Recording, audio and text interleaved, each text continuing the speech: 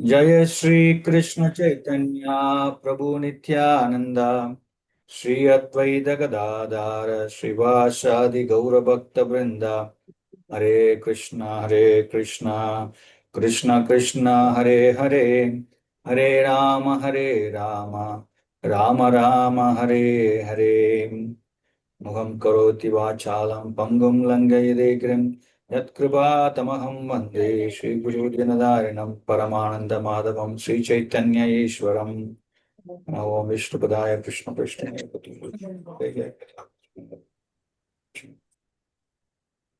गौरगददाय विष्णुपदाय कृष्णपृष्ठाय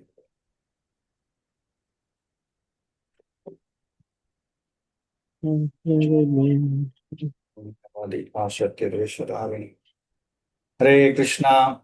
So welcome back.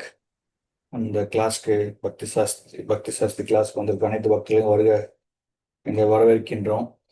So இன்னைக்கு வந்து நம்ம 17வது அத்தியாயம் பார்க்க போறோம். ஓகே, ஸோ நமக்கு வந்து குயிக்கா 16வது அத்தியாயத்துல என்னெல்லாம் பார்த்தோம் அப்படின்னு யாராவது குயிக்கா சொல்ல முடியுமா? எதெல்லாம் கவர் பண்ணணும் அப்படின்னு சொல்லிட்டு யாராவது ஒருத்தர் என்ன பார்த்தோம், என்ன புரிஞ்சது உங்களுக்கு அதுல? ஓ 16வது அத்தியாயத்துல பகவான் வந்து அசுரர்களோட இயல்பு எப்படி இருக்கும், ஆஹ் அதாவது தெய்வீக இயல்பு எப்படி இருக்கும்னு சொல்லி எக்ஸ்பிளைன் பண்றார் பிரபு. ஓகே, அதுல வந்து ஒரு 26 இது வந்து நம்மளத பத்தி சொல்றாரு. அதாவது எப்படி இருக்கணும், தெய்வீக குணத்துல இருக்கவங்க என்ன மாதிரி இருப்பாங்க அப்படிங்கறத சொல்லிடுறாரு.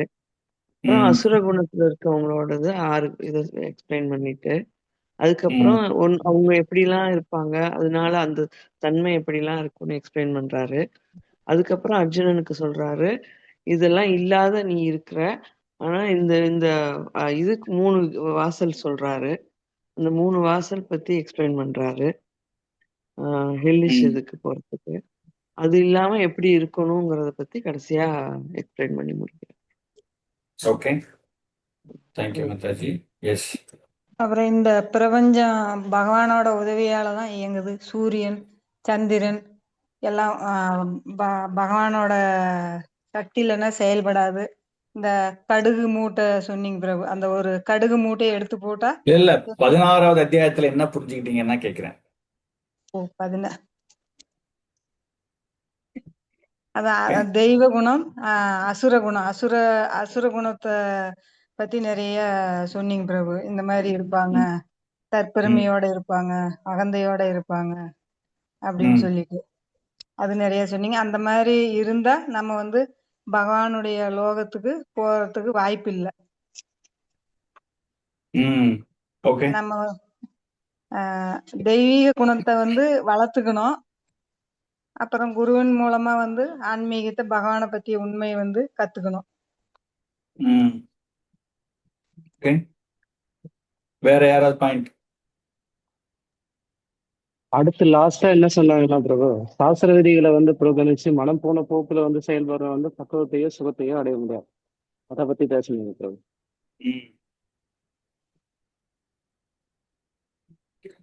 Okay, thank you. ஸோ நம்ம வந்து இப்போ இன்னைக்கு வந்து 17th சாப்டர் ஆரம்பிக்கிறதுக்கு முன்னாடி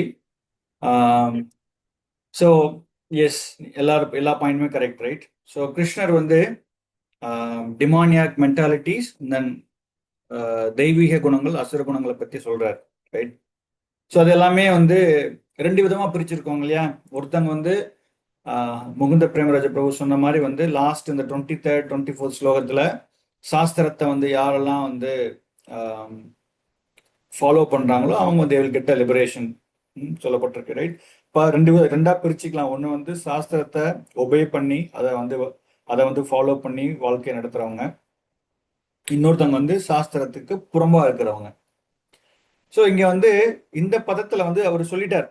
ஓகே, கிருஷ்ணர் வந்து சொல்லிட்டார் இந்த மாதிரி வந்து அந்த faithless followers, faithful followers and then faithless followers, right? Are not followers, யாரும் சாஸ்திரத்தை ஃபாலோ பண்ணாதவங்க. இங்க வந்து அர்ஜுனன் சொல்றாரு, கேட்கிறார், கொஸ்டின் கேட்கிறாரு. அதாவது வந்து ஓகே, நீங்க வந்து நீங்க சொன்னீங்க இந்த மாதிரி வந்து ஃபாலோயர்ஸ், சாஸ்திரத்தை ஃபாலோ பண்றவங்க கண்டிப்பா வந்து கிருஷ்ணர் என்ன சொல்றாருன்னா, அந்த மாதிரி இருக்கிறவங்க கண்டிப்பா வந்து நமக்கு வந்து நமக்கு மேலுலகம், நமக்கு மோட்சம் கிடைக்கும் அப்படின்னு சொல்றார். அதை ஃபாலோ பண்ணாதவங்களுக்கு வந்து பாத்தீங்க அப்படின்னா வந்து அவங்க வந்து ஒரு அடுத்த பிறவியில வந்து ஒரு ஹாப்பினஸ் கிடைக்காது. அது நெக்ஸ்ட் பிறவியில வந்து அவங்களுக்கு என்ன மாதிரியான வாழ்க்கை கிடைக்கும் அப்படின்ட்டு நம்ம வந்து அந்த டெமோனியாக் மென்டாலிட்டியில பார்த்தோம் நம்ம. ஸோ இந்த பதத்துல வந்து அர்ஜுனன் என்ன கேள்வி கேட்கிறாரு அப்படின்னா, நீங்க சொன்னீங்க, 2 பேரும் சொன்னீங்க, ஓகேவா, இந்த மிடில் இருக்கிறவங்க, சாஸ்திரத்தை ஃபாலோ பண்றவங்க, ஃபாலோ பண்ணாதவங்க சொன்னீங்க, பட் மிடில் இருக்காங்க இல்லையா, அதாவது வந்து சாஸ்திரத்து மேல நம்பிக்கை இல்லாதவங்க எந்த மாதிரி இருப்பாங்க அப்படிங்கிற விஷயத்த வந்து அர்ஜுனன் வந்து கேள்வி கேட்கிறார். ஸோ இதை வந்து நம்ம வந்து இப்போ எப்படி பிரிச்சிருக்கோம் அப்படின்னா வந்து ஃபர்ஸ்ட் ஸ்லோகம் வந்து பாத்தீங்க அப்படின்னா அர்ஜுனன் கேள்வி கேட்கிறார். அதாவது வந்து அர்ஜுனன் என்ன கேட்கிறார் அப்படின்னா, சாஸ்திரங்களின் விதிகளை பின்பற்றாமல் தங்களது கற்பனைக்கேற்ப வழிபடுபவர்களின் நிலை என்ன? அவர்கள் இருப்பது சத்துவ குணத்திலா, ரஜகுணத்திலா, தமோ குணத்திலா, எந்த குணத்துல இருக்காங்க அப்படின்ட்டு கேள்வி கேட்கிறார். அதை பத்தி ஃபர்ஸ்ட் இதுக்கு சொல்றது. அதுக்கப்புறம் வந்து பகவான் வந்து 3 விதமான குணத்தை வந்து சொல்றார். ஒருத்தவங்களோட ஃபெய்த் வந்து எப்படி இருக்கும் அப்படிங்கிற பத்தி சொல்றாரு. ஃபெய்த் அப்படின்னா வந்து ஸ்ரத்தா எந்த மாதிரி எல்லாம் இருக்கும் அப்படிங்கறத வந்து பகவான் வந்து எக்ஸ்பிளைன் பண்றார்.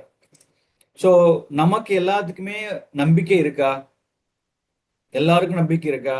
இல்ல ஒன்லி எல்லா விதமான மக்களுக்கு நம்பிக்கை இருக்குமா? இல்ல யாராவது வந்து ரிலீஜியஸ் பீப்புள், ஆன்மீகமா இருக்கவங்களுக்கு மட்டும்தான் ஃபெய்த் இருக்குமா?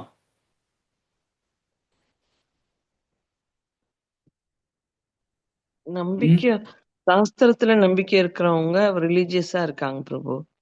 அது ம்ஹும். இல்லாம நிறைய கற்பனையா நிறைய பேர் சொல்லுவாங்க. சொல்லி நான் கேள்விப்பட்டிருக்கேன். என் பொண்ணோட டீச்சர் ஒருத்தர் கூட ஸ்கூல்ல படிக்கும்போது சொன்னாங்க, நீயா கூட கற்பனையா ஒரு கடவுளை உருவாக்கிக்கோ அப்படின்லாம் சொல்லியிருக்காங்க. அவங்க ஒரு பெங்காலி. அந்த மாதிரி தானா உருவாக்குறது. நீங்க போய் வெளியில பேசுனீங்கன்னா பிரபு கரெக்டா சொல்றதை தாட்டும். இப்ப நான் ஒரு இதுல கூட படிச்சேன். இப்ப தேங்காயில விளக்கு ஏத்துறது, இதுல அதெல்லாம் வந்து இல்லவே இல்லாத ஒண்ணு புதுசா உருவாக்கி அதை கொண்டாந்தாங்க. ஒரு காலத்துல உங்களுக்கு ஞாபகம் இருக்கு, அந்த பச்சை கலர் சேலை வாங்கி கொடுக்கணும்னு ஒரு இது கிரியேட் பண்ணாங்க.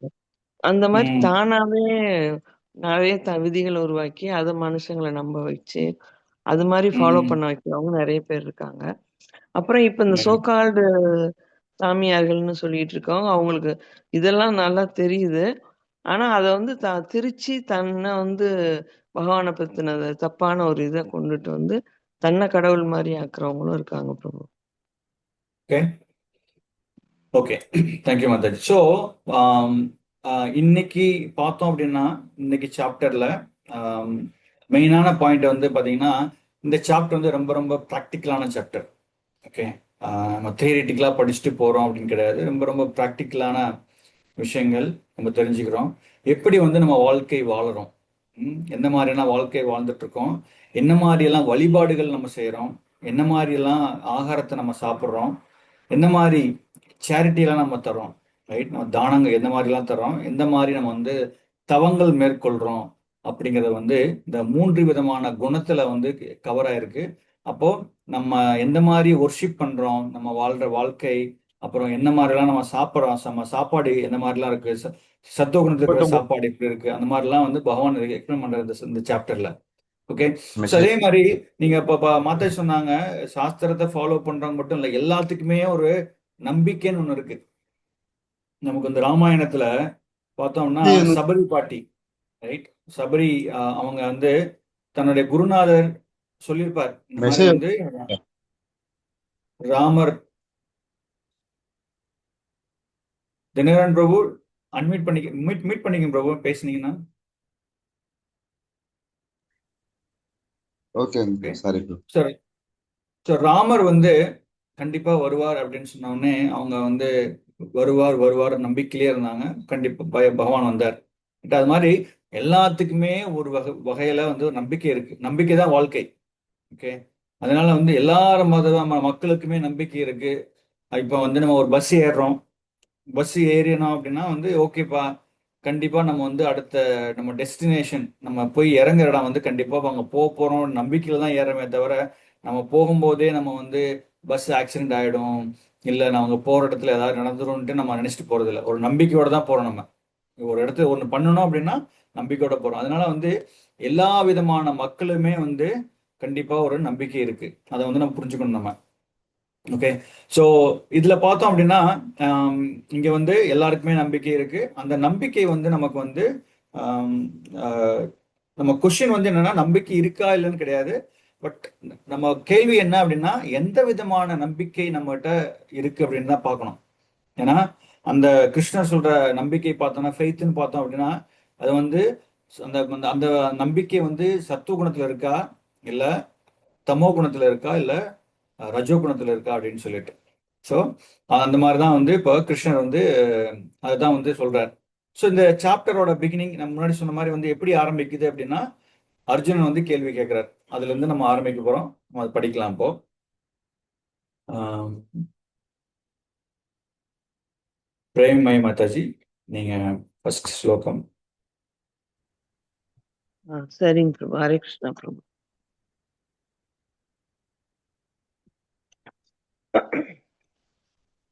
அர்ஜுன உவாச்ச அர்ஜுன உவாச்ச ये शास्त्रविधिम् उद्सृज्य ये शास्त्रविधिम् उच्चर्च्य यजन्ते श्रद्धयान्वितः यजन्ते श्रद्धयान्विताः तेषां निष्ठा तु का कृष्ण तेषां निष्ठा तु का कृष्ण सत्वम् आहो रजस्तमः.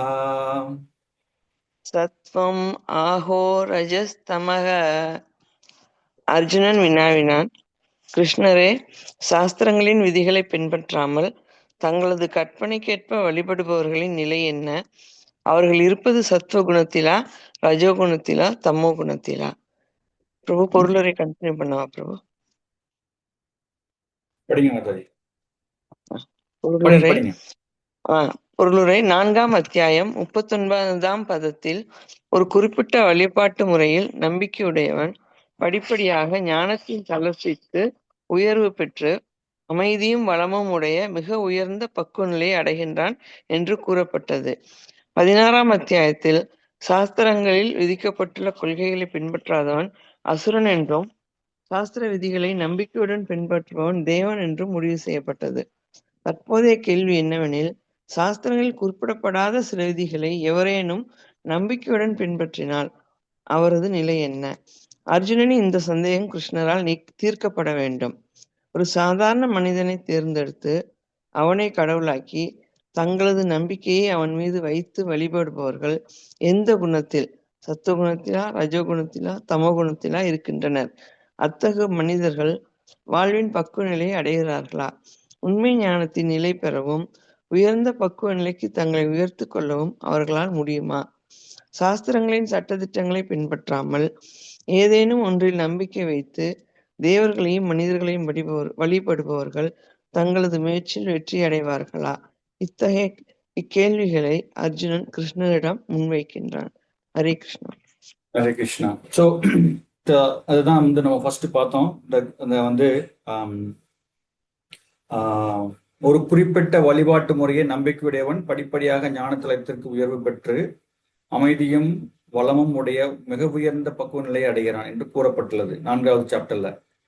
அதே மாதிரி 16ஆம் சாஸ்திரத்துல சாஸ்திரங்கள் விதிக்கப்பட்டுள்ள கொள்கைகளை பின்பற்றாதவன் அசுரன் என்றும் நம்ம அதை பார்த்தோம் நம்ம, ரைட்டா? அசுரன்னா யாரு அந்த இதெல்லாம் நம்ம பார்த்தோம். தேவர்கள்னா யாரு அதெல்லாம் பார்த்தோம் நம்ம. இங்கே கேள்வி கேட்கிற என்னன்னா, சாஸ்திரங்களில் குறிப்பிடப்படாத சில விதிகளை எவரேனும் நம்பிக்கையுடன் பின்பற்றினால், சாஸ்திரத்துல எந்த விதமா அந்த மாதிரி விதத்துல, அதாவது தனக்கு மனம் போன போக்கில, ரைட், நமக்கு என்ன தோணுதோ அதை வந்து பின்பற்றுபவர்கள் வந்து என்ன மாதிரி, அது வந்து அவரது நிலை என்ன அப்படின்னு கேட்கிறார். அது மட்டும் இல்லாம என்ன சொல்றா, ஒரு சாதாரண மனிதனை தேர்ந்தெடுத்து அவனை கடவுளாக்கி தங்களது நம்பிக்கையை அவன் மீது வைத்து வழிபடுபவர்கள் எந்த குணத்தில், சத்துவ குணத்திலா, ரஜோ குணத்திலா, தமோ குணத்திலா? நமக்கு பிடிச்ச கடவுள், நமக்கு பிடிச்ச ஏதாவது ஒன்று, ஒரு இப்போ ஃபார் எக்ஸாம்பிள் வந்து நிறைய இப்போ மாதாஜி வந்து கேள்விக்கும் சொன்னாங்களே, சோ கால்டு ஸ்பிரிச்சுவலிஸ்ட், நம்ம வந்து ஒரு ஆன்மீகவாதிகள்னு சொல்லிட்டு இருக்கிறாங்க இல்லையா? ஸோ அவங்கள வந்து நம்ம வந்து அவர் தான் கடவுள், அவர் வந்து அது பண்றாரு இது பண்றாரு அப்படின்னு சொல்லிட்டு அவங்களாம் இருக்காங்க. அப்பேற்பட்ட மக்கள் வந்து அது சாஸ்திரத்துல கொடுக்கப்படல, கரெக்டா? பட் ஆனா அவங்க ஒரு ஒரு ஒரு ஒரு ஒரு இதை ஃபாலோ பண்றாங்க. அப்போ அவங்க வந்து எந்த குணத்துல இருக்காங்க அப்படிங்கிறத கேள்வி கேட்கிறார். அத்தகு மனிதன் வாழ்வில் வந்து பக்குவ நிலை அடைகிறார்களா? அந்த மாதிரி பண்ணாங்க அப்படின்னா அவங்க பக்குவ நிலையை அடைவாங்களா? உண்மை ஞானத்தின் நிலை பெறவும் உயர்ந்த பக்குவ நிலைக்கு தங்களை உயர்த்துக் கொள்ளவும் அவர்களால் முடியுமா? அந்த மாதிரி ஃபாலோ பண்றவங்க அவங்களால வந்து ஒரு ஹையஸ்ட் பெர்ஃபெக்ஷன், வாழ்க்கையோட பக்குவமான நிலையை அவங்க வந்து அடைவாங்களா அப்படின்னு சொல்லி அர்ஜுனன் கேட்கிறார். சாஸ்திரங்களின் சட்டத்திட்டங்களை பின்பற்றாமல் ஏதேனும் ஒன்றின் நம்பிக்கை வைத்து தேவர்களையும் மனிதர்களையும் வழிபடுபவர்கள் தங்களது முயற்சியில் வெற்றி அடைவார்களா? அவங்க பண்ற எஃபர்ட்ல அந்த அவங்க போடுற முயற்சி எல்லாமே வந்து அதுல வெற்றி கிடைக்குமா அப்படின்னு சொல்லிட்டு இங்க வந்து அர்ஜுனன் கேட்கிறார். ஸோ புரிஞ்சுக்க வேண்டியது, சாஸ்திரத்தை ஃபாலோ பண்றவங்க தெளிவா தெரிஞ்சோம், சாஸ்திரத்தை ஃபாலோ பண்ணாதவங்க இல்ல சாஸ்திரத்துல கொடுக்கப்படாத விஷயத்த ஃபாலோ பண்றவங்க, கெட்டியா பிடிச்சு ஃபாலோ பண்றவங்க, அவங்களோட நிலைமை என்ன அப்படிங்கிறது தான் வந்து இந்த மிடில் போர்ஷன், ரைட்? இந்த ரெண்டுலயுமே இல்லாம இருக்கிற அந்த மிடில் போர்ஷனை தான் வந்து அர்ஜுனன் வந்து கேள்வி கேட்கிறார். அதுக்கு வந்து பகவான் வந்து அடுத்த பதத்துல பகவான் பதில் சொல்றாரு. ஓகே, முகுந்த பிரேமராஜா பிரபு, ஹரே கிருஷ்ணா பிரபு. 2வது பதம்.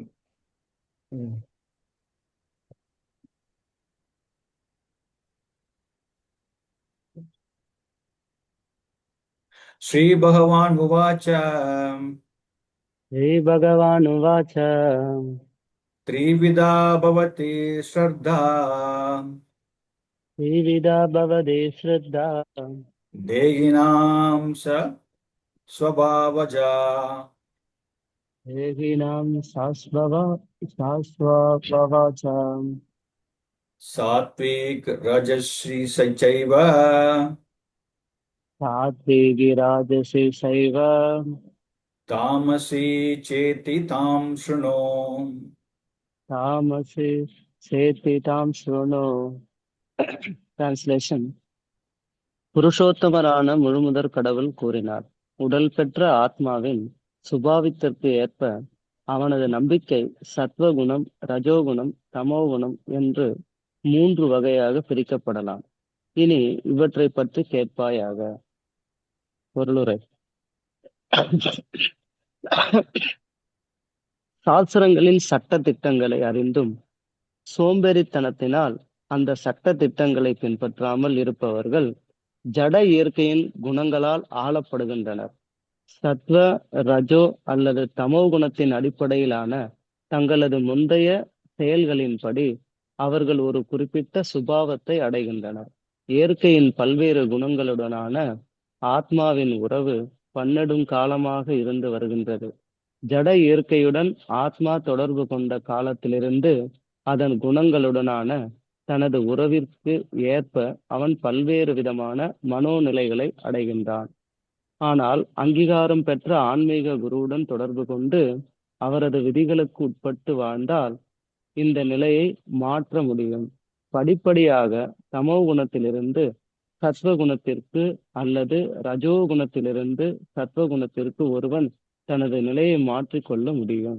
முடிவு என்னவெனில், இயற்கையின் ஒரு குறிப்பிட்ட குணத்தின் மீதான குருட்டு நம்பிக்கை பக்குவமான நிலைக்கு உயர்ச்சி பெற ஒருவனுக்கு உதவாது. அங்கீகரிக்கப்பட்ட ஆன்மீக குருவின் உறவில் விஷயங்களை புத்தியுடன் அவன் கவனமாக ஏற்றுக்கொள்ள வேண்டும்.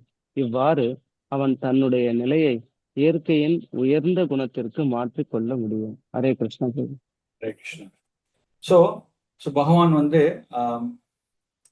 இங்க வந்து சொல்றார், என்ன சொல்றாரு அப்படின்னா, இந்த 3 குணத்தை பத்தி சொல்றார். த்ரிவிதா பவதி ஸ்ரத்தா, ரைட்? ஸோ ஸ்ரத்தா அப்படின்னா வந்து நம்பிக்கை, ஃபெய்த். அப்ப த்ரிவிதா அப்படின்னா வந்து 3 விதமான 3 வகையான, ரைட்? ஸ்ரத்தா அப்படின்னா நம்பிக்கை. ஸோ தேகினா உடலை உடையவன், என்ன சொல்றேன்னா அதுக்கப்புறம் வந்து சுபாவஜா அப்படிங்கிறார். சுபாவம் அப்படின்னா வந்து உடலை பெற்ற ஆத்மாவின் சுபாவத்திற்கு ஏற்ப அவங்களுடைய சுபாவம் என்னவோ, போன பிறவியில இப்ப பற்பட்டில் படிச்சோம் இல்லையா, தன்னோட முந்தைய பிறவியில என்ன மாதிரிலாம் சுபாவங்கள் இருந்ததோ அந்த சுபாவங்களுக்கு ஏற்ப அவங்களுடைய நம்பிக்கை வந்து சத்துவ குணத்திலேயோ ரஜோ குணத்திலேயோ தமோ குணமோ என்று 3 வகையாக பிரிக்கப்படலாம். இனி இவற்றை பற்றி நீ கேட்பாயாக. அது வந்து 3 விதத்தை வந்து எக்ஸ்பிளைன் பண்றாரு. அப்போ சாஸ்திரங்களின் சட்டதிட்டங்களை அறிந்தும் சோம்பேறித்தனத்தினாலும் அந்த சட்டதிட்டங்களை பின்பற்றாமல் இருப்பவர்கள் ஜட இயற்கையின் குணங்களால் ஆளப்படுகின்றனர். சத்வ அல்லது தமோ குணத்தின் அடிப்படையிலான தங்களது முந்தைய செயல்களின்படி அவர் ஒரு குறிப்பிட்ட சுபாவத்தை அடைகின்றனர்.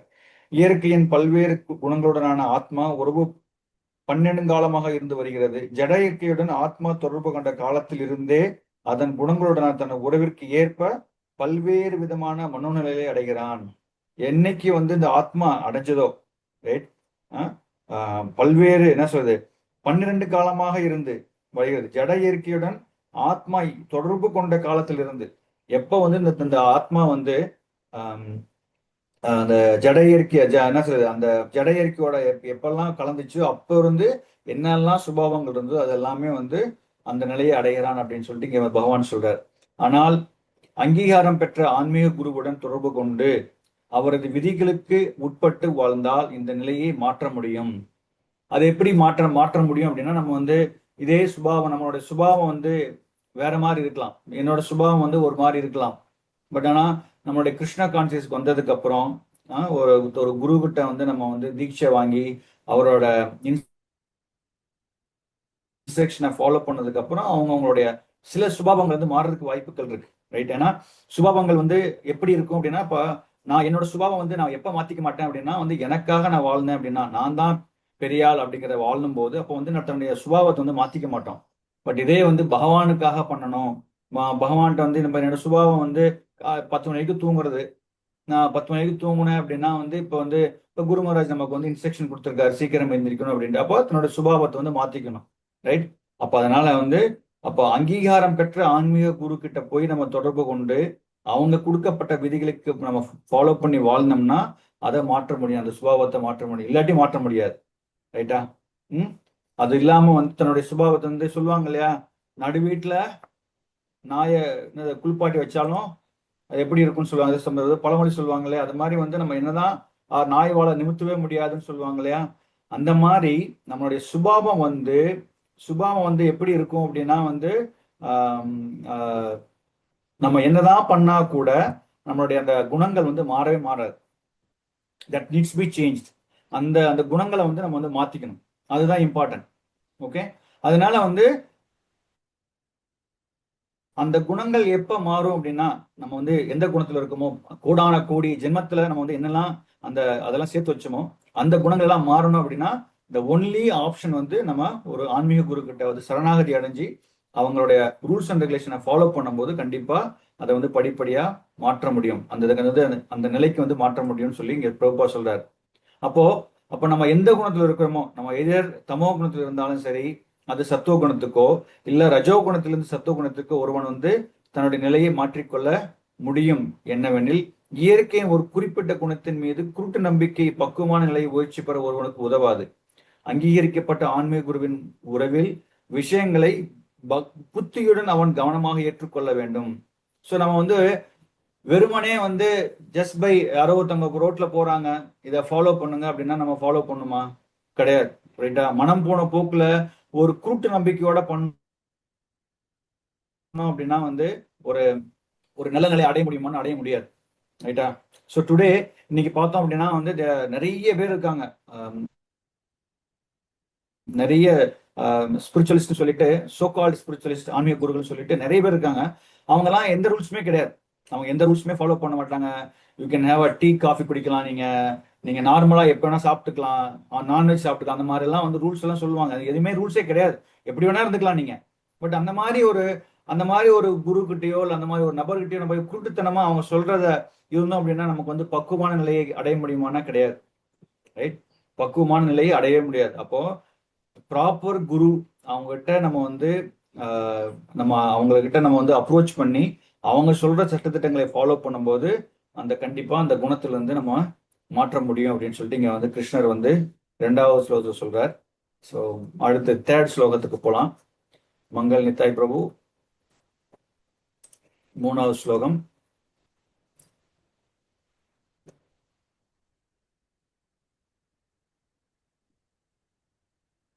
சத்வானுபரூபா சர்வஸ்ய. மங்கள் நித்தாய். ஓகே, வேற யார் இருக்கா? மாலினி மாதாஜி. ஹரே கிருஷ்ணா பிரபு. சத்வானுரூப சர்வஸ்ய சத்வானுரூப சர்வஸ்ய ஸ்ரத்தா பவதி பாரத. ஸ்ரத்தா பவதி பாரத. ஸ்ரத்தாமயோயம் புருஷோ ஸ்ரத்தா மயோயம் புருஷோ யோயச்ரத்த சயேவச்ச. யோ யச் ஸ்ரத்த ச ஏவச்ச. பரதனின் மைந்தனே, பல்வேறு இயற்கை குணங்களுக்கு கீழான இருப்பினும்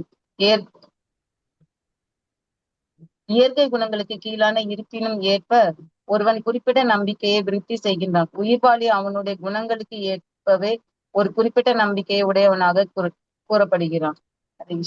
ஓகே, இந்த பதத்துல வந்து சத்வானுரூப சர்வஸ்ய, சத்வா அனுரூபா. சோ இங்க வந்து பல்வேறு இயற்கை குணங்களுக்கு கீழான இருப்பிற்கு ஏற்ப ஒருவன் ஒரு குறிப்பிட்ட நம்பிக்கையை விருத்தி செய்கிறான். அதுதான் முன்னாடி இன்ட்ரோடக்ஷன்ல சொன்னோம் இல்லையா, என்ன மாதிரி நம்ம வந்து ஆகாரத்தை எடுத்துக்கிறோம், அந்த சாப்பிட்ற சாப்பாடு வந்து சத்துவகுணம், ரஜோகுணம், தமோ குணத்துல இருக்கிற நம்ம கொடுக்குற தானங்கள், எந்த மாதிரி தானங்கள் பண்றோம். நம்ம தானங்கள் பண்றோம் அப்படின்னா நம்ம வந்து நம்ம ஃபர்தரா பார்ப்போம். பட் இப்போ கோவிலுக்கு டொனேஷன் தர்றாங்க, இல்லை அன்னதானம் பண்றோம்னா என்ன பண்ணுவாங்க அப்படின்னா, தன்னுடைய போட்டோ, அன்னதானம் அப்படியே சாப்பாடு பரிமாறுற மாதிரியே வந்து ஒரு போட்டோ எடுத்துக்குவாங்க ஃபர்ஸ்ட். மக்களுக்கு வந்து பரிமாறுறாங்களோ இல்லையோ, பட் அவங்க வந்து போட்டோ எடுத்துட்டு பண்ணுவாங்க. அதெல்லாமே வந்து இதெல்லாம் எதுல வரும் அப்படின்னா வந்து ஒரு ஒரு இக்னோரன்ஸ்ல, அதாவது ரஜோகுணத்துல தான் வரும். ரஜோகுணம், தமோ குணத்துல. ஸோ அந்த மாதிரி எல்லாம் வந்து நம்ம வந்து தானங்கள் பண்ணக்கூடாது. அப்போ நம்ம கொடுக்குற தானங்கள், நம்ம வாழ்க்கை எப்படி வாழறோம், ரைட், என்ன மாதிரி வழிபாடுகள் பண்றோம், நம்ம வந்து இப்ப குட்னஸ்ல நம்ம சத்துவகுணத்துல வழிபாடுகள் பண்றோமா, ரஜோகுணத்துல பண்றோமா, அது மாதிரி இப்ப ஆகாரம் சாப்பிட்றது, தானங்கள், தவங்கள் பண்றது, இதெல்லாமே வந்து எந்த விதமான குணத்துல வருது அப்படிங்கிறத பகவான் சொல்ல போறாரு. அதைத்தான் இங்க சொல்றாரு. அப்போ பல்வேறு இயற்கை குணங்களுக்கு கீழான பல்வேறு நிறைய ஏற்ப ஒருவன் குறிப்பிட்ட நம்பிக்கையை விருத்தி செய்கிறான். உயிர்வாளி அவனுடைய குணங்களுக்கு ஏற்பவே ஒரு குறிப்பிட்ட நம்பிக்கை உடையவனாக கூறப்படுகிறான். பொருளுரை பிரபுபா சொல்றார், எப்படிப்பட்டவனாக இருந்தாலும் ஒருவனிடமும் ஒரு குறிப்பிட்ட நம்பிக்கை உள்ளது. ஆனால் அவன் பெற்றுள்ள இயற்கைக்கு ஏற்ப அந்த நம்பிக்கை சத்துவம், ரஜஸ் அல்லது தமஸ் என்று கருதப்படுகிறது. இவ்வாறு தனது குறிப்பிட்ட நம்பிக்கைக்கு ஏற்ப ஒருவன் சில குறிப்பிட்ட நபர்களுடன் உறவு கொள்கிறான். இருப்பினும் உண்மை என்னவெனில் 15ஆம் அத்தியாயத்தில் கூறப்பட்டுள்ளபடி ஒவ்வொரு உயிர்வாளியும் அவனது உண்மையான நிலையில் முழுமுதற் கடவுளின் மிகச் சிறிய அம்சம். எனவே அந்த உண்மை நிலைப்படி அவன் ஜட இயற்கையின் அனைத்து குணங்களையும் அப்பாற்பட்டவன். ஆனால் பரமபுருஷ பகவானுடன தனது உறவை மறந்து கட்டுண்ட வாழ்வில் அவன் இயற்கையின் தொடர்பில் அவன் வரும்போது ஜட இயற்கையின் பலதரப்பட்ட உறவில் தனது சுய நிலையைத்தானே உருவாக்கி கொள்கிறான். இதனால் தோன்றும் செயற்கையான நம்பிக்கையும் வாழ்க்கையும் பௌதிகமானவையே. அவன் தனது வாழ்வை ஏதேனும் ஒரு கருத்தில் அல்லது ஒரு உணர்வில் நடத்தினாலும் கூட உண்மையில் அவன் நிர்குணான், அதாவது திவ்யமானவன் ஆவான். எனவே ஒருவன் தன்னிடம் உள்ள பௌதிக கலங்கங்கள் வந்து தூய்மையடைய வேண்டியது அவசியம். இப்ப நம்ம என்ன பண்ணணும்னா, எந்த குணத்துல இருந்தாலும் சரி, நம்ம அல்டிமேட்டா என்ன பண்ணணும்னா, we have to come out of the 3 modes of material nature.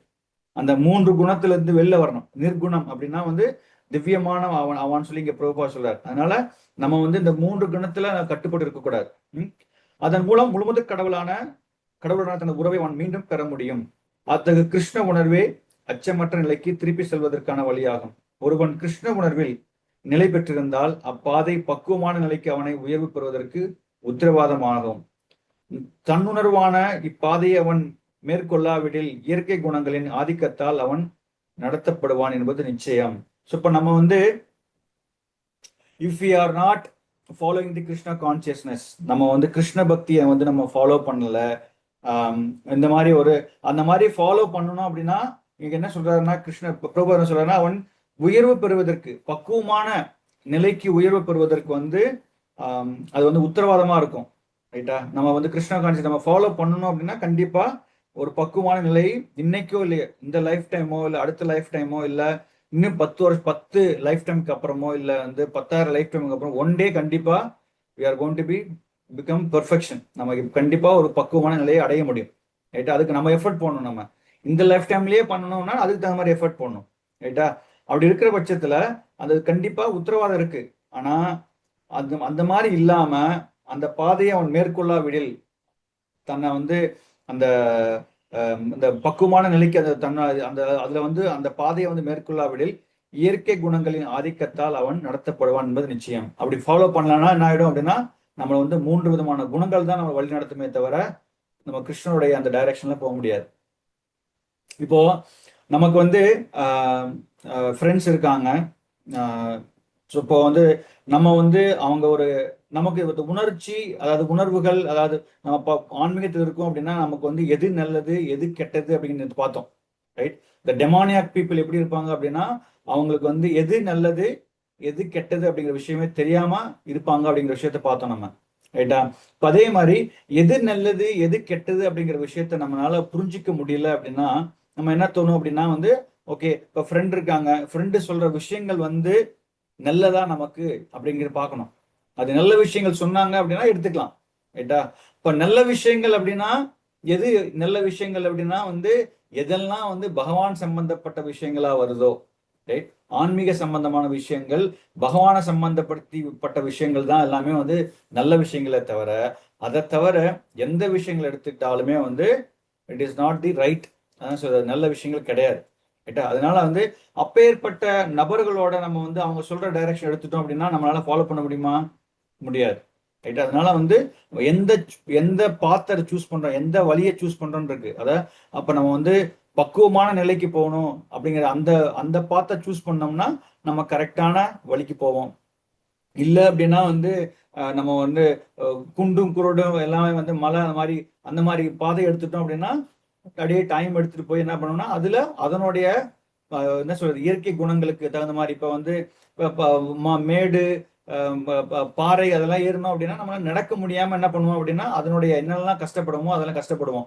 இதே வந்து நம்ம வந்து NH-47ல ஸ்ட்ரெயிட் ரோட்ல நம்ம வந்து பைபாஸ் ரோட்ல போனோம்னா இந்த ஸ்மூத்தா போமா, அது ஸ்மூத்தா இருக்கும். அப்ப பக்தி சேவையில பண்ணும்போது தட் இஸ் பைபாஸ் ரோடு மாதிரி ஸ்ட்ரெயிட்டா நமக்கு எந்த விதமான இதுமே எல்லாம் போயிட்டு இருக்கும். பட் இல்லை அப்படி இல்லாட்டி நம்ம வந்து ஒரு தவறான வழி பாதை எடுத்துட்டோம் அப்படின்னா அதை வந்து it will take us to the different route. அதுல வந்து நம்ம ஸ்ட்ரகிள் பண்ணணும் அப்படிங்கிற விஷயத்த புரியணும்.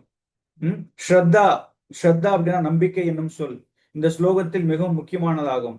ஸ்ரத்தா அல்லது நம்பிக்கை என்பது சத்துவ குணத்திலிருந்து தோன்றுவதாகும். ஒருவன் நம்பிக்கை ஏதேனும் ஒரு தேவனின் மீதோ, ஏதேனும் உண்டாக்கப்பட்ட கடவுளின் மீதோ, ஏதேனும் மன அனுமானத்தின் மீதோ இருக்கலாம்.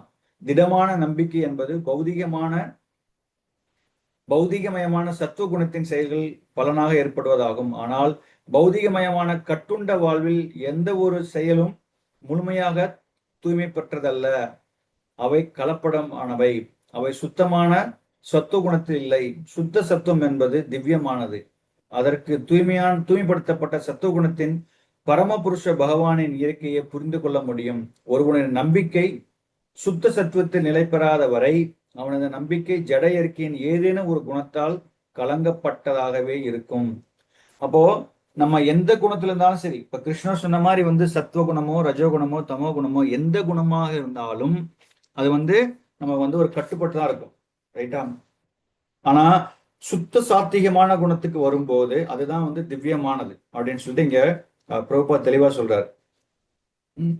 அப்போ ஒருவருடைய நம்பிக்கை வந்து சுத்த சத்துவத்தில் நிலை பெறாத வரை அவனது நம்பிக்கை ஜட இயற்கையின் ஏதேனும் ஒரு குணங்களால் கலங்கப்பட்டதாகவே இருக்கும். நம்ம வந்து மிக்சடா இருப்போம். நம்ம சில நேரத்துல வந்து நம்ம ஒரு மாதிரி பிஹேவ் பண்ணுவோம், சில நேரத்துல ஒரு மாதிரி பிஹேவ் பண்ணுவோம். அப்ப எந்த குணங்கள் வந்து ஆதிக்கம் செலுத்துதோ அதையும் நம்ம பார்த்தோம். ரைட்டா? சத்துவ குணம் ஆதிக்கம் செலுத்தும் போது நம்ம ஒரு மாதிரி பிஹேவ் பண்ணுவோம். ரஜோகுணம் ஆதிக்கம் செலுத்தும் போது இப்போ காலையில வந்து வீட்டுல வந்து இப்ப எந்திரிக்கும் போது வந்து சில நேரத்துல வந்து பாசிட்டிவா எந்திரிக்கலாம், சிரிச்சுட்டே எந்திரிக்கலாம், ஒரு மாதிரி நல்லா எந்திரிக்கலாம். இல்ல அன்னைக்கு வந்து நைட் தூங்கும் போது ஏதோ ஒரு சிந்தனையில நம்ம தூங்குறோம். இப்ப காலையில எழுப்பும் போதே வந்து நமக்கு வந்து இரிட்டேட்டிங்கா வந்து ஏன் எழுப்புற அந்த மாதிரி சண்டை போடுவோம். ரைட்டா? சண்டை போட்டு அந்த மாதிரிலாம் சில எக்ஸ்பீரியன்ஸ் இருக்கா இல்லையா? ஸோ அப்போ ஒவ்வொருத்தவங்களுடைய மென்டாலிட்டி எப்படி இருக்கும் அப்படின்னா தன்னோட சுபாவங்கள் எப்படி இருக்கு. ரைட்? அதை தான் முன்னாடி படிச்சோம் இல்லையா? தன்னோட சுபாவங்கள் தகுந்த மாதிரி. அப்போ சில நேரத்துல ஒரு நாள் நான் வந்து நான் நல்லபடியா இருக்கேன், சத்துவ குணத்துல எந்திரிக்கிறேன் நானு. சில நாள் ரஜோ குணத்துல எந்திரிக்கிறேன், சில நாள் தமோ குணத்துல. எழுப்புனா கூட என்ன பண்ணுவோம், அலாரத்தை ஆஃப் பண்ணிட்டு தூங்கணும்னு தோணும். ரைட்? அப்போ மிக்சடா இருப்போம். எதர் சத்துவகுணம் ரஜோகுணம் ஆர் சத்துவகுணம் ஆர் தமோ குணம், அதாவது மிக்சர் ஆஃப் அந்த 3 குணத்துல எப்படியான மிக்சரா இருப்போம். ரைட்டா? அப்போ அது எல்லாமே கலவை தான். அப்போ இங்க கிருஷ்ணர் என்ன சொல்றாரு அப்படின்னா we have to become சுத்த சாத்விக குணத்துக்கு வரணும். Right? Beyond 3 modes of material nature. அதுக்கு வரதுதான் வந்து பெஸ்ட் அப்படின்னு சொல்லிட்டு இங்க திரும்ப சொல்றாரு. ஓகே. எனவே ஒரு குறிப்பிட்ட இயற்கை குணத்தின் ஒருவனுடைய இதயம் கொண்டுள்ள தொடர்புக்கு ஏற்ப அவனது நம்பிக்கை நிலை பெறுகிறது. அவனுடைய இதயம் சத்துவ குணத்தில் இருந்தால் அவனுடைய நம்பிக்கையும் சத்துவ குணத்தில் இருப்பதாக புரிந்து கொள்ளப்பட வேண்டும். அவனது இதயம் ரஜோ குணத்தில் இருந்தால் அவனது நம்பிக்கையும் ரஜோ குணத்தில் இருக்கிறது. அவனது இதயம் இருள் நிறைந்த தமோ குணத்தில் இருந்தால் அவன் நம்பிக்கையும் அதே போன்ற களங்கங்களுடன் இருக்கிறது. நம்ம வந்து இதுக்கு வந்து நம்ம ஒரு எக்ஸாம்பிள் பார்த்தோம். மழை தண்ணீர் வந்து பியூர், ரொம்ப சுத்தமான தண்ணி. கரெக்டா?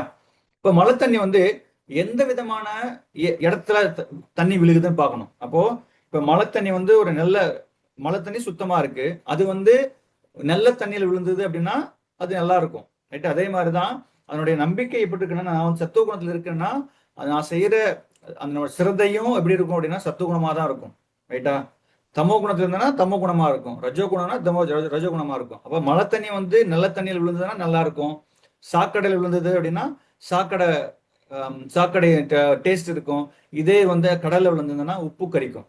அந்த மாதிரி எந்த நிலையில் இருக்கோ அந்த தகுந்த மாதிரி வந்து அது போன்ற நம்பிக்கையுடன் இருக்கும் அப்படின்னு சொல்லி இங்க வந்து கிருஷ்ணர் சொல்றார். இவ்வுலகில் பல்வேறு விதமான நம்பிக்கை இருப்பதை நாம் காண்கிறோம். மேலும் பல்வேறு விதமான நம்பிக்கைக்கு ஏற்ப பல்வேறு மதங்களும் இருக்கின்றன. மத நம்பிக்கையின் உண்மையான கொள்கை சுத்த சத்துவ குணத்தில் நிலை பெற்றுள்ளது. ஆனால் இதயம் களங்கமுற்று இருப்பதால் நாம் பல்வேறு வித மத கொள்கைகளை காண்கிறோம். இவ்வாறு பல்வேறு வகையான நம்பிக்கைக்கு ஏற்ப பல்வேறு விதமான வழிபாடுகள் இருக்கின்றன. சோ அப்போ நம்மளோட டிஃபரெண்ட்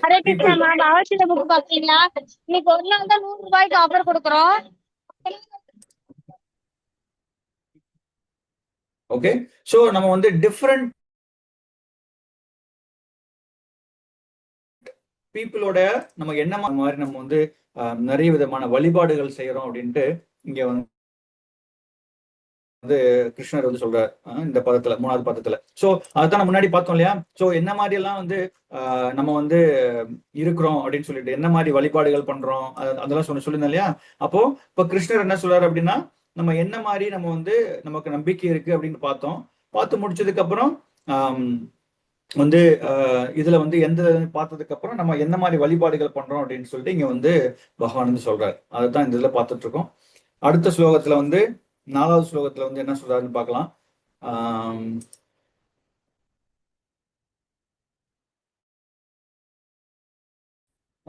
யாரு இருக்கா? விஜயேஸ்வரி மாதாஜி, சுஜாதா மாதாஜி. ஹரே கிருஷ்ணா பிரபு. ஒரு நிமிஷம் ஸ்லோகத்தை எடுத்துக்கிறேன்.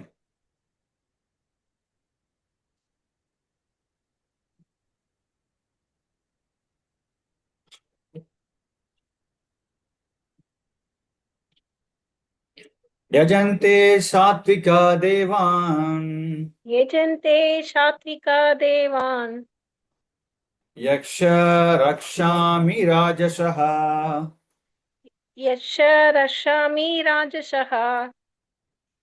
प्रेतान् भूत गणां चान्य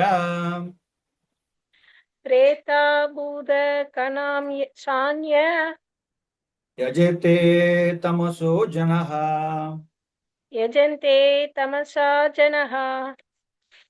மொழிபெயர்ப்பு. சத்வகுணத்தில் இருக்கும் மனிதர்கள் தேவர்களை வழிபடுகின்றனர். ரஜோகுணத்தில் இருப்பவர்கள் அசுரர்களை வழிபடுகின்றனர்.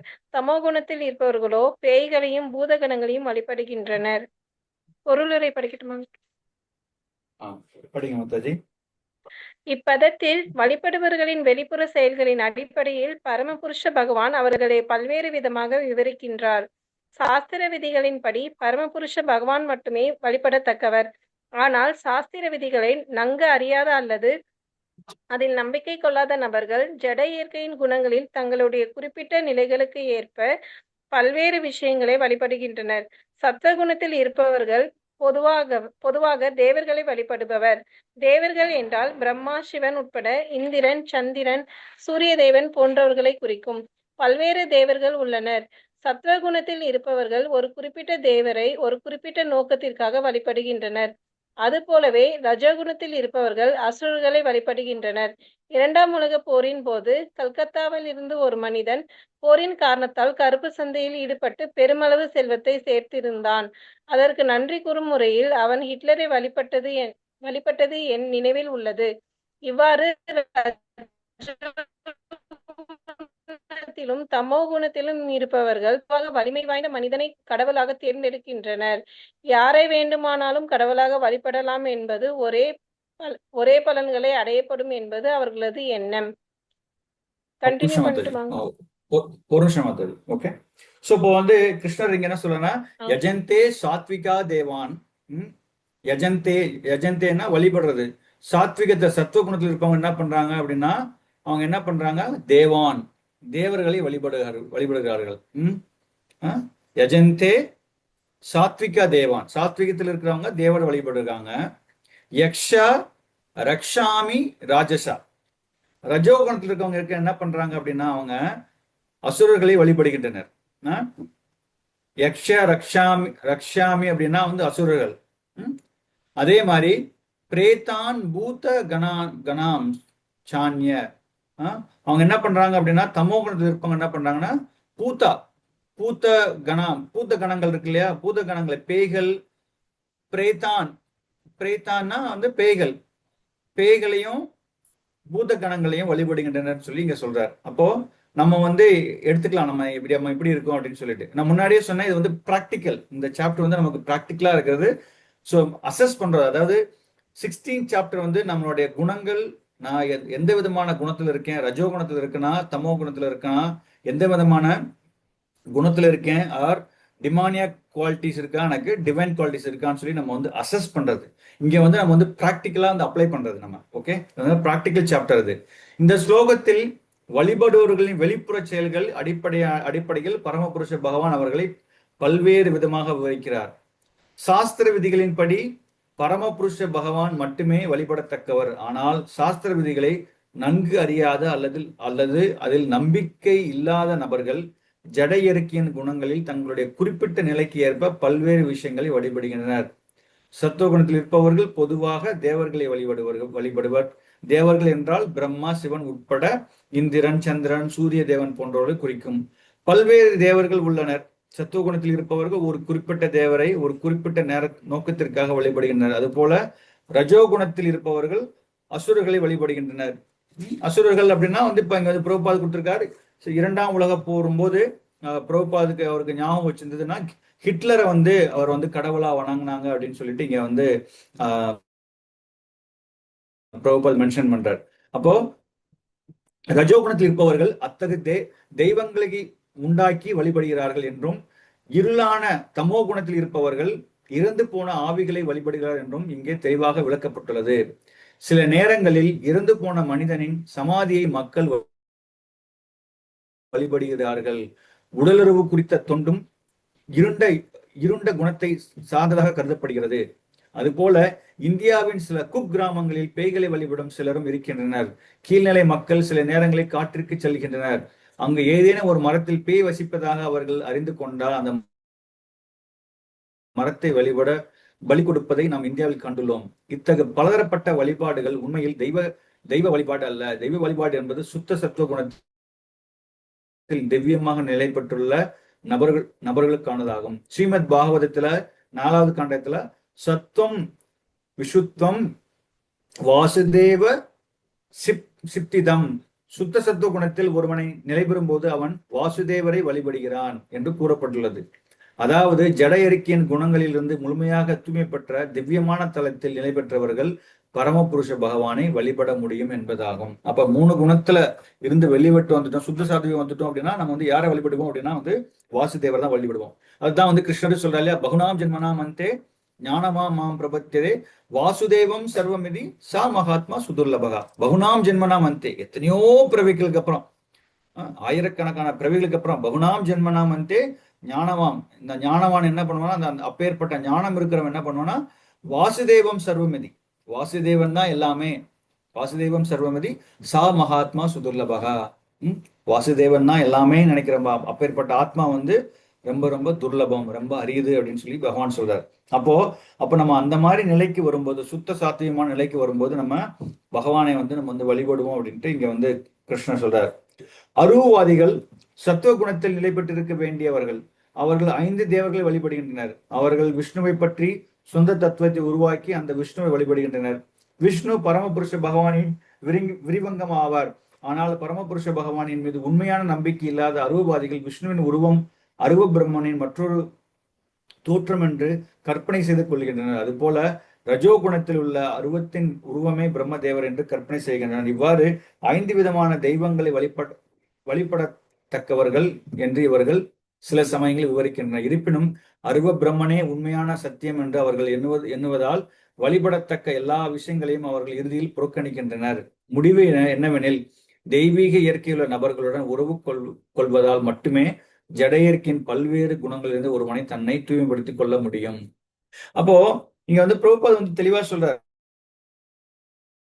சில அருவவாதிகள் என்ன பண்ணுவாங்க அப்படின்னா வந்து, சிலர் வந்து விஷ்ணுட்டு இருந்துதான் மத்தவங்க வந்து இருக்காங்கன்னு சொல்லுவாங்க. யார் பகவானுக்கு வந்து விஷ்ணுக்கு வந்து அருவ பிரம்மம், அதுக்கு வந்து ரூபம் கிடையாது, இல்லாட்டி அவர் வந்து பிரம்மஜோதி அப்படின்னு ஒவ்வொருத்தங்க ஒவ்வொருடைய அவங்களுடைய நம்பிக்கைக்கு தகுந்த மாதிரி வந்து அவங்க வழிபாடுகள் செய்யறாங்க. பட் இங்க பிரபுபாத் என்ன சொல்றாரு அப்படின்னா, அப்போ யாரு ஒருத்தங்க வந்து தெய்வீக இயற்கையுள்ள நபர்களுடன், தெய்வீக இயற்கை அப்படின்னா வந்து சுத்த சாத்தியமான நம்பிக்கை நபர்களுடன் உறவு கொள்வதால் மட்டுமே ஜட இயற்கையின் பல்வேறு குணங்களிலிருந்து ஒருவன் தன்னை தூய்மைப்படுத்திக் கொள்ள முடியும்.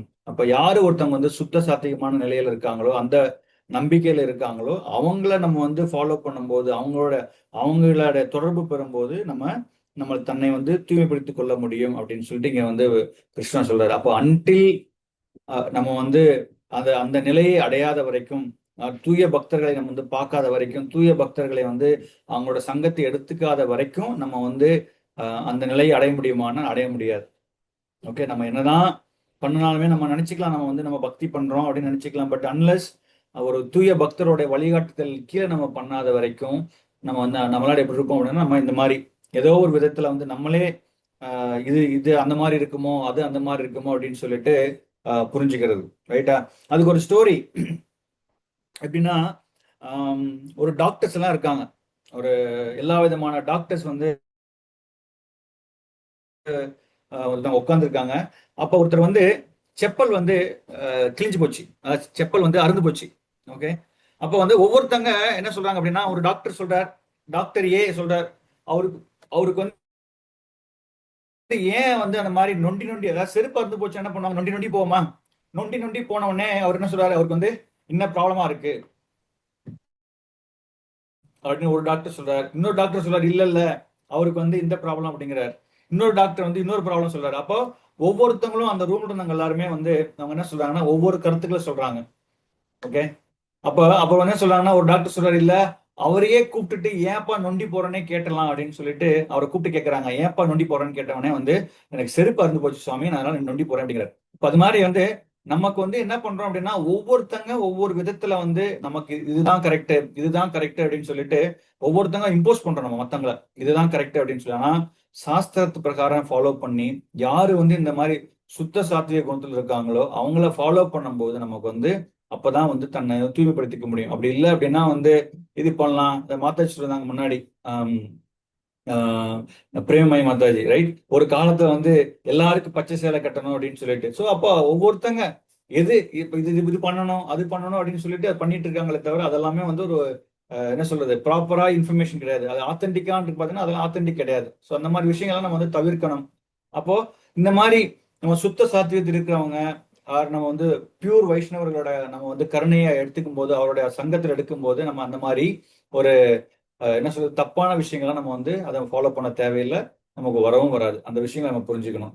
ஓகே, நெக்ஸ்ட் ஸ்லோகம் பார்க்கலாம். 5-6 பார்க்கலாம். மங்கள் நித்தாய் பிரபு வந்துட்டீங்களா நீங்க? எஸ் ப்ரோ வந்துட்டு. ஓகே பிரபு. 5-6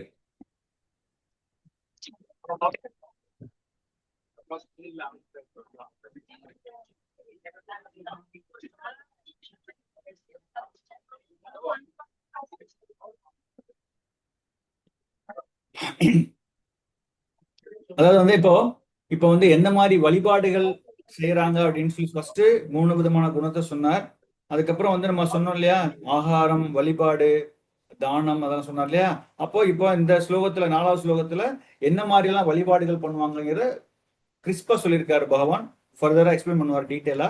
இது இப்போ வந்து பாக்குறோம் அப்படின்னா 5வது 6வது ஸ்லோகத்துல என்ன சொல்றாரு அப்படின்னா என்ன மாதிரி எல்லாம் வந்து நம்ம வந்து ஒரு விதமான தவங்களை வந்து அவங்க பண்றாங்க அப்படின்னு சொல்லிட்டு இங்க வந்து பகவான் சொல்ற, அதை நம்ம பார்க்கலாம்.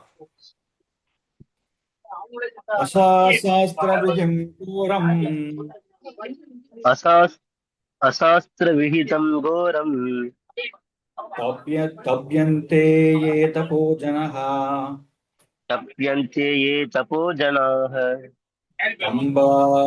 தம்பாங்கார சம்யுக்தா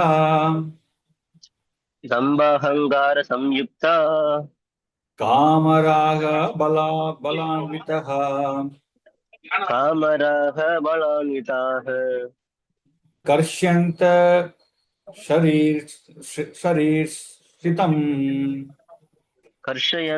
சரீரஸ்தம் பூதாக்ராமம் அச்சேதசः மாம் சைவாந்த சரீரஸ்தம்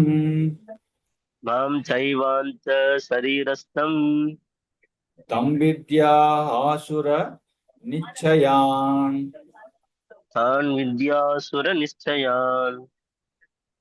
மொழிபெயர்ப்பு.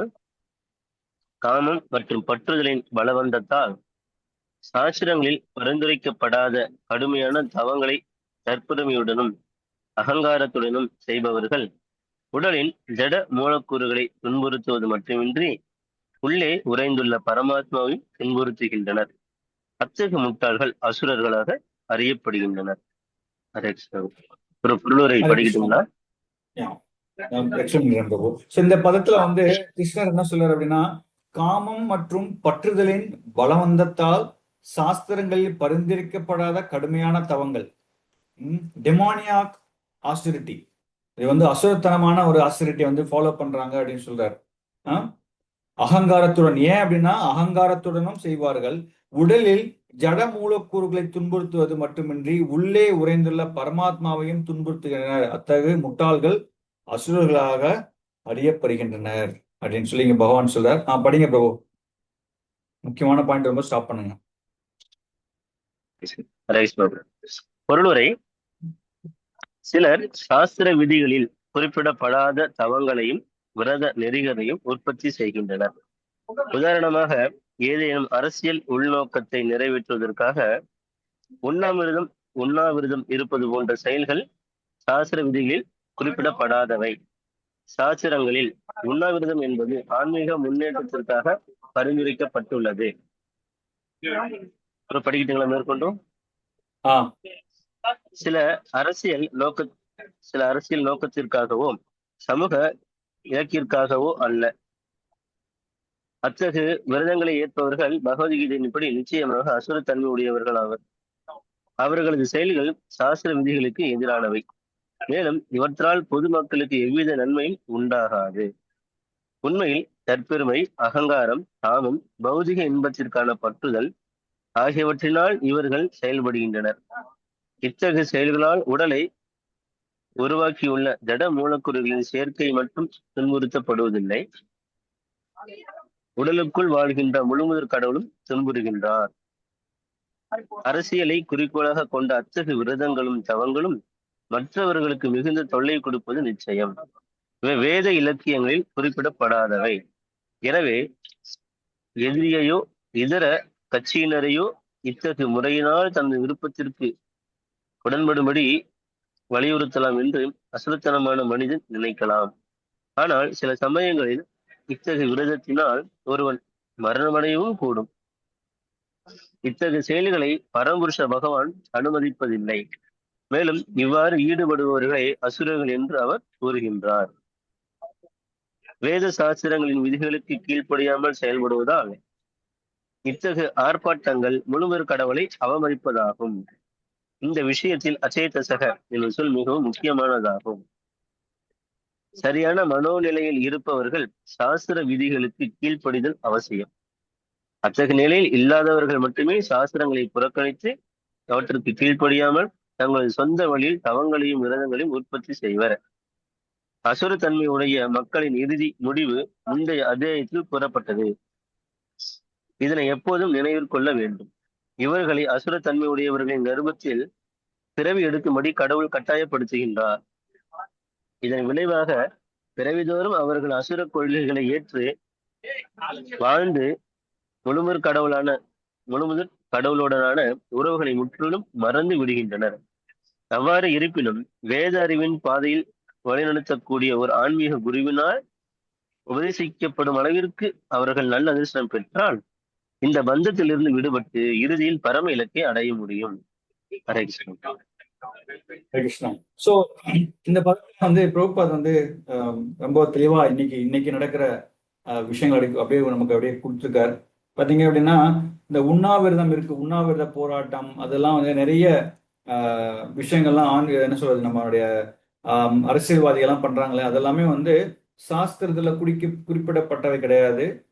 அது வந்து எதுக்காகனா சில அரசியல் நோக்கத்திற்காகவே அல்லது சமூக இலக்கிற்காகவோ அல்ல. அத்தகைய விரதங்கள் ஏற்பவர்கள் பகவத்கீதையின்படி நிச்சயமாக அசுரத்தன்மை உடையவர்கள் அப்படின்னு சொல்லிட்டு இங்க வந்து பிரபுபா சொல்றார். அதனால வந்து இந்த மாதிரி பெயரளவில் ஏதோ அவங்க பண்ணணும். இப்ப எதனால பண்றாங்க அப்படின்னா, இது வந்து எதை குறிக்குதுன்னா, இது வந்து பொதுமக்களுக்கு எந்தவித நன்மையும் உண்டாகாது. உண்மையில் தற்பெருமை, அகங்காரம், காமம், பௌதிக இன்பத்திற்கான பற்றுதல், இவற்றால் இவர்கள் செயல்படுகின்றனர்.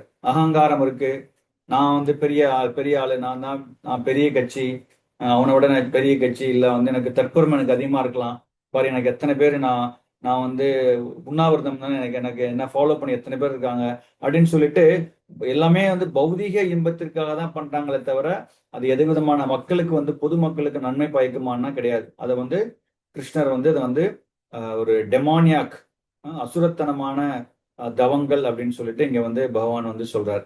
ஓகே, அடுத்த பதத்துல சொல்வார், ஈவன் நம்ம கொடுக்குற என்ன சொல்றது, அந்த இதெல்லாம் பண்றோம் இல்லையா, தவங்கள் பண்றோம், யாகங்கள் பண்றோம், அதுக்கு மற்றது எல்லாமே பார்த்தீங்க அப்படின்னா நம்ம சாப்பிட்ற உணவு கூட அது கூட வந்து இந்த 3 விதமான குணங்கள் இருக்கு அப்படின்னு சொல்லிட்டு பகவான் வந்து 7வது பதத்துல சொல்ற. அதை நம்ம பார்க்கலாம். சுமித்ரா மாதாஜி, ஸ்லோகம் 7. எஸ்.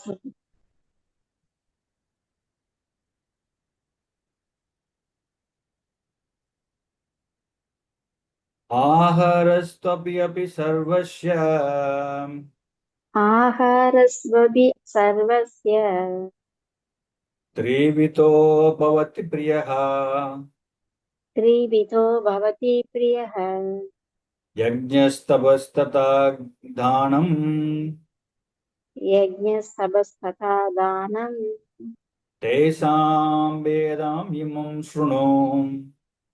தேஷாம் வேதம் இமம் ஸ்ருணு. மொழிபெயர்ப்பு பொருளுரை வழங்கிய தேவராச பக்தி வேதாந்த ஸ்ரீல பிரபுபாதா டீச்சர். ஒவ்வொருவர் விரும்பும் உணவிலும் கூட ஜட இயற்கையின் முக்குணங்களுக்கு ஏற்ப 3 வகை உண்டு. இது யாகங்கள், தவங்கள் மற்றும் தானத்திற்கும் பொருந்தும். அவற்றிற்கு இடையிலான வேறுபாடுகளை தற்போது கேள். பொருளுரை வாசிக்கிறார்கள். படிக்கும். பொருளுரை: ஜட இயற்கை குணங்களின் பல்வேறு நிலைகளுக்கு ஏற்ப உண்ணுதல், யாகங்களை செய்தல், தவங்கள் மற்றும் தானங்களில் வேறுபாடுகள் உள்ளன. இவை அனைத்தும் ஒரே நிலையில் செய்யப்படுபவை அல்ல. எத்தகைய செயல்கள் ஜட இயற்கையின் எத்தகைய குணத்தை சார்ந்தவை என்பதை ஆராய்ந்து அறியக்கூடியவர்களே உண்மையில் விவேகமுடையவர்கள். எல்லாவிதமான யாகம், உணவு அல்லது தானமும் ஒன்றே என்று கருதுபவர்களால் விவேகத்துடன் செயல்பட முடியாது. அவர்கள் முட்டாள்கள். சில அமைப்பின் தொண்டர்கள் தான் விரும்பும் எதையும் ஒருவன் செய்யலாம் என்றும் அதனால் பக்குவத்தை அடைய முடியும் என்றும் வாதம் செய்கின்றனர். ஆனால் அத்தகைய முட்டாள் வழிகாட்டிகள் சாஸ்திரங்களின் வழிகாட்டுதலுக்கு ஏற்ப செயல்படுவதில்லை. அவர்களே பாதைகளை உற்பத்தி செய்து பொதுமக்களை தவறாக வழிநடத்துகின்றனர். ஹரே கிருஷ்ணா. நன்றி Krishna. Hare Krishna. So thank you Mataji. So இப்போ பார்த்தீங்க அப்படின்னா கிருஷ்ணர் ஃபர்தரா சொல்றார், இப்போ நீங்க சாப்பிட்ற ஆகாரஸ்தபி சர்வஸ்ய, நம்ம ஈவன் நம்ம விரும்பி உணவு நம்ம சமைக்கிற சாப்பிட்ற உணவுல கூட ஜடையற்கையின் த்ரீவித்தோ பவதி பிரியகா, த்ரீவித்தோ அந்த 3 விதமான குணங்கள் ஏற்ப அது இருக்கு அப்படின்னு சொல்லி, ஜடையற்கின் முக்குணங்களுக்கு ஏற்ப 3 வகை உண்டு அப்படின்னு சொல்றார். இது யாகங்கள், தவங்கள் மற்றும் தானத்திற்கும் பொருந்தும். அவற்றிற்கு இடையிலான வேறுபாடுகளை தற்போது கேள். இப்ப இங்க கிருஷ்ணர் என்ன சொல்றாரு அப்படின்னா, இந்த பதத்தோட அவர் எக்ஸ்பிளைன் பண்ணிட்டே வர்றார். இனிமேல் அந்த ஒவ்வொரு குணத்திலையும் நம்ம சாப்பிட்ற சாப்பாடு எப்படி இருக்கும், அப்புறம் யாகங்கள் என்ன மாதிரி பண்றோம், தவங்கள் மற்றும் தானத்திற்கு அது பொருந்தும்னு சொல்றாரு. அப்போ அடுத்து ஃபர்தரா 8வது ஸ்லோகத்திலிருந்து ஆரம்பிச்சு 8, 9, 10 பாத்தீங்கன்னா கிருஷ்ணர் நம்ம 3 விதமான அந்த எந்த விதமான குணத்துல என்ன மாதிரி ஆகாரங்கள்லாம் சாப்பிடுவோம் அது அப்படிங்கிற பார்க்க போறோம். நம்ம 8வது ஸ்லோகத்துல பாத்தீங்கன்னா நீங்க சத்துவகுணத்துல என்ன மாதிரிலாம் ஆகாரம் சாப்பிடுவீங்க, ரஜகுணத்துல என்ன மாதிரிலாம் நம்ம சாப்பிடுவோம் அப்படிங்கிற சொல்றார். அதே மாதிரி அடுத்த 3 ஸ்லோகத்தை பார்த்தோம் அப்படின்னா என்ன மாதிரியான நம்ம யாகங்கள் பண்ணுவோம், என்ன மாதிரி தவங்கள் பண்ணுவோம், அப்புறம் என்ன மாதிரி எல்லாம் நம்ம சேரிட்டி தானங்கள் பண்றோம். தவங்கள், தானம், தவங்கள், அப்புறம் யாகங்கள், இதெல்லாம் என்ன மாதிரி 3 விதத்துல என்ன மாதிரி எல்லாம் பண்ணுவோம் அப்படிங்கிற விஷயத்த பகவான் சொல்வார். நம்ம அதை ஃபர்தரா நம்ம நெக்ஸ்ட் கிளாஸ்ல பார்க்கலாம். நான் இன்னைக்கு இதோட நம்ம கிளாஸை முடிச்சுக்கிறேன். இன்னொரு குயிக்கா இன்னொரு சர்வீஸ் இருக்கு அப்படிங்கிறதுனால இதோட முடிச்சுக்கிறேன். இதுல இருந்து இன்னைக்கு படிச்சது வரைக்கும் உங்களுக்கு ஏதாவது கேள்விகள் இருக்கா அப்படின்னா நீங்க கேட்கலாம், அதை நான் பதில் சொல்றேன் நான். ஸோ